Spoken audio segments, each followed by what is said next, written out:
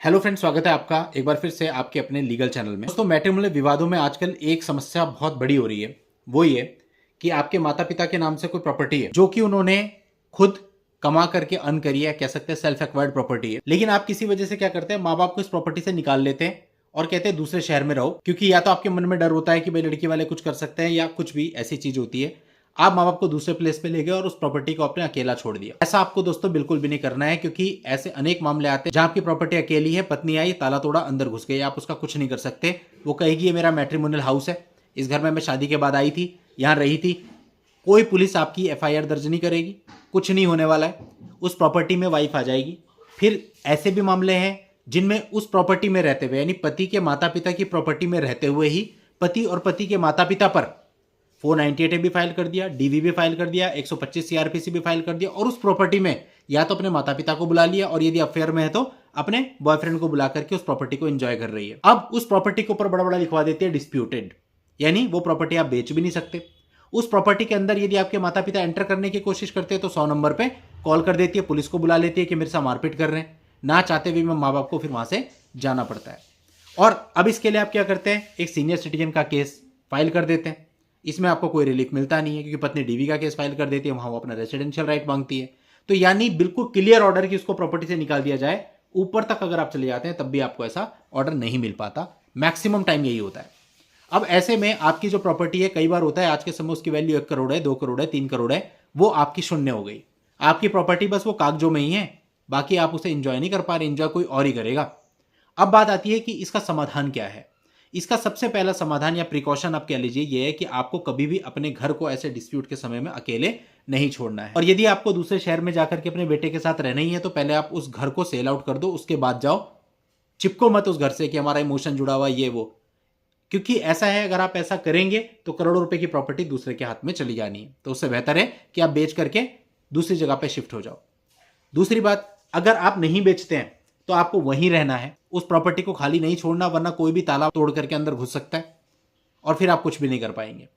अब इससे अगली बात, यदि किसी ने ऐसा कर ही दिया है कि आपको नॉलेज नहीं थी, आप चले गए और आपकी प्रॉपर्टी का ताला तोड़ दिया, वो अंदर घुस करके काबिज हो ही गया, उसने पूरा कब्जा कर लिया और अब वो जा भी नहीं रहा है, आपको घुसने भी नहीं दे रहा है अंदर। अब आप क्या कर सकते हैं? अब कानून का रास्ता तो वही है कि सीनियर सिटीजन एक्ट डालिए, है ना, डालते रहिए पिटिशन, उसमें कोई रिलीफ आपको मिलता नहीं है जनरली। अब सबसे पहले देखिए, वो जो घर होगा उस घर के पेपर्स आपके नाम पर है, तो जाहिर सी बात है उस घर के जो भी कनेक्शन होंगे सारे आपके नाम पे लगे होंगे, चाहे वो बिजली का हो, पानी का हो, टेलीफोन का हो, सीवर का हो, सारे कनेक्शन तुरंत काट दीजिए। क्यों? क्योंकि वो आपका घर है और कोई इलीगल तरीके से उसके अंदर एंटर किया और आपको घुसने नहीं दे रहा है।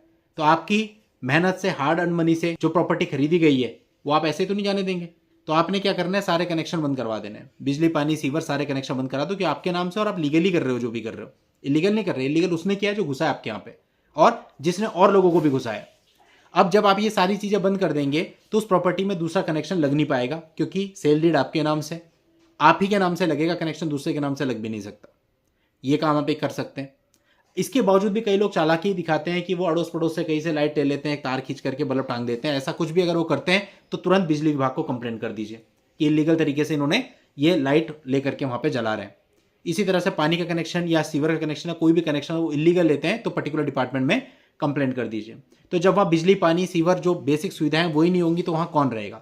अपने आप ही उसको छोड़ना पड़ जाएगा। इसके अलावा मान लेते हैं कि ये टैक्टिक भी आपकी काम नहीं कर रही है। अब आपको ये देखना है कि जो व्यक्ति वहां पे रह रहे हैं उनकी थोड़ी निगरानी करनी है। ये निगरानी करनी है कि वो लोग वहां से उस प्रॉपर्टी को छोड़कर कब जाते हैं। बाजार हो गया, स्कूल हो गया, कॉलेज हो गया, नौकरी हो गया, जब भी आप देखते हो कि उस घर पर लगा हुआ है ताला, अब आप अपने साथ 20-25 ले जाओ औरतें और ताले को तोड़ के घुस जाओ सबके सब अंदर, क्योंकि आपकी मदर का मकान है, मदर के साथ 10-15-20 औरतें हैं, उन्होंने ताला तोड़ा, अपने ही घर में जा रही हैं, कहीं किसी में कोई इलीगल एनक्रोचमेंट वो लोग नहीं कर रहे हैं।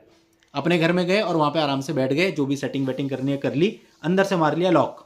उसके बाद क्या हुआ कि जिन लोगों ने कब्जा किया हुआ था वो लोग आएंगे, देखेंगे दरवाजा नहीं खुल रहा है, बाहर से बेल बजाएंगे, अंदर से आपको क्लियरली कह देना दरवाजा नहीं खुलेगा, ये हमारा घर है और हम अभी आ चुके हैं, तो आप अपना कहीं और देखिए। सामान वामान जो है वो वापसी हो जाएगा आपका सारा।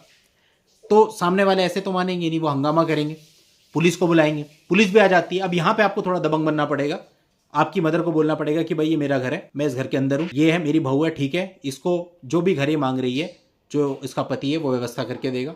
कोर्ट में केस चल रहे हैं, कोर्ट में देखा जाएगा, ऐसे हम एंटर नहीं करने दे रहे, जो चाहो कर लो। कोई पुलिस वाला आपके साथ जबरदस्ती नहीं कर सकता, आपकी प्रॉपर्टी से आपको नहीं निकाल सकता, उसको जबरन नहीं घुसा सकता।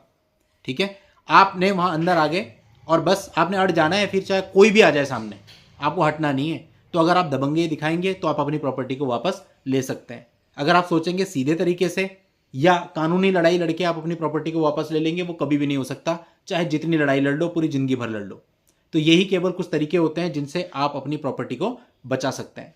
चलिए दोस्तों, आज की इस वीडियो में इतना ही। नेक्स्ट वीडियो में नई जानकारी के साथ मैं आपसे फिर मिलूंगा। तब तक के लिए goodbye and thank you for watching. Take care.